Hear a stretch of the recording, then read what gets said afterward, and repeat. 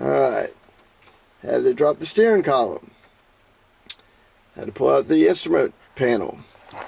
And hiding right in there, you can barely see those two little lighter things right there. That is the fuse panel right there. And that's what I've got so far. I can move that harness. I just got to try to pull it a little bit further in and just see if I can find where that bolt is. If not, I'm going to do, like I said before, just go ahead and grind it, and then we'll address it a little bit later. Because it's spinning either way.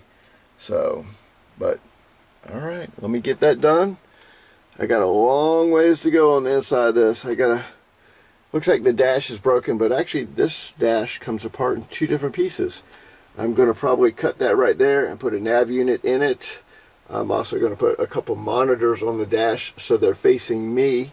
So if I'm going down the road, I can see the cameras either way and the navigation. So I know it's got fans in here, but I am going to address and go ahead and put some AC working back in here. This was an AC truck, so I'm going to put AC back in it. As you can see, even on the controls right there, it was set up for AC. I'm also going to come back through and take everything off the roof right here, reseal everything, all the lights, mirrors, and everything, and the rack up on top for the wide load sign, and get that control box right there working again. Then I'm probably going to take a piece of Luan, make a new headliner in here, recover it, make it look nice. Put a couple speakers. I'm going to redo the doors.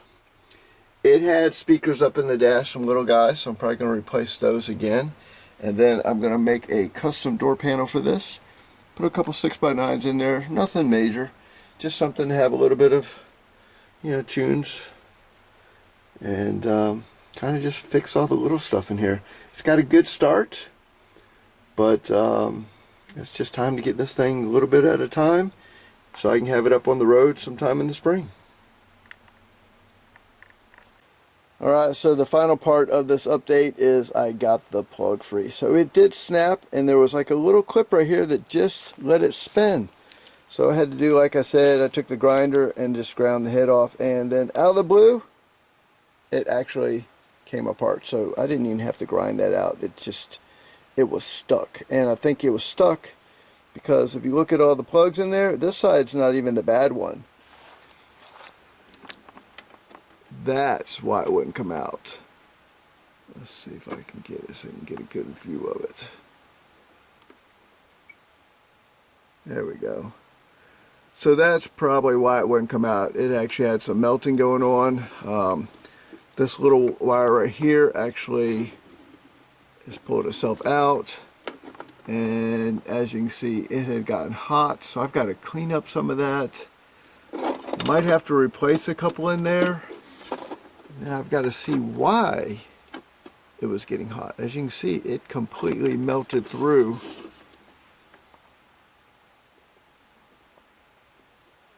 Right there where you can see the open area. Yeah, and that one right there definitely got hot, and that's that little guy that just popped out. So I might have to rewire that and make a different section. This does go to the very back of the fuse block, so that's why I had such a hard time. I just couldn't get it to break free, and since it was already broken, it was just stuck. And I mean, I fought this thing for days. Look at all that nasty melted stuff in there. So anyways, that is done. So it is time to go ahead and pull the wire through, pop the pins, and get the hood off. Next up, we'll be draining all the fluids and getting this radiator off. Believe it or not, the radiator is full of coolant, so that's a good thing. Well, it's not full of coolant. As you know, the engine actually had half of it, so half of it is full of coolant.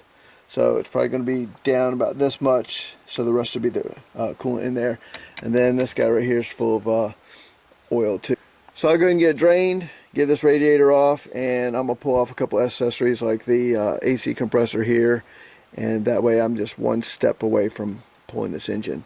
I can't check the crank until I pull it out. I don't even want to mess with the head until I pull it out. That way I can see what the heck's going on. So 3 more videos will come up before the engine comes out. One when the radiator's out, and then one actually when the engine's out, and then probably another video of the teardown, so we can see what we got. Again, if anyone has an L10 laying around or an L10 crank, this is a mechanical engine. Please contact me in the comments. I really do need another engine, or at least a block or a good crank.